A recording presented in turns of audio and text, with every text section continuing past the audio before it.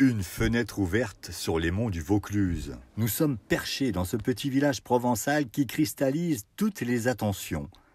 Plus bas, du côté de la fontaine basse, l'eau s'écoule lentement, autour d'une nature verdoyante. Entre les deux, l'imposant château est en vedette pour le grand spectacle que prépare Luminagora à Gordes. Les équipes techniques s'affairent pour mettre en place son, lumière et vidéo dans cet écrin patrimonial exceptionnel. Gordes est un des plus beaux villages de France et c'est un village qui a une histoire importante au cœur de la Provence. Nous avons aussi beaucoup de choses à Gordes, comme par exemple donc, un festival du livre, un festival d'été.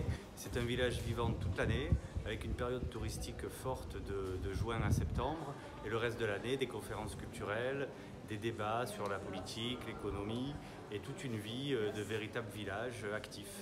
Sur les contreforts des monts du Vaucluse, face à la célèbre montagne du Luberon, Gordes est l'archétype du village provençal dont le maire peut être fier de son patrimoine.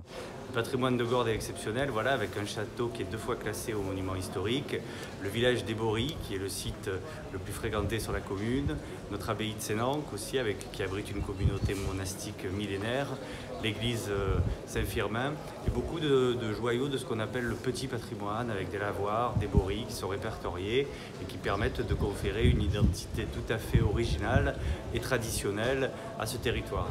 Le décor est planté, place au spectacle et l'histoire de Gordes, racontée par 2 comédiens incarnant des peintres sur scène, autour d'une scénographie visuelle étonnante sur le château. Mais je ne vous en dis pas plus, soyez au rendez-vous ce vendredi 15 septembre, en avant-première des Journées du patrimoine, à 22 h, après la fête de l'amitié, au village de Gordes.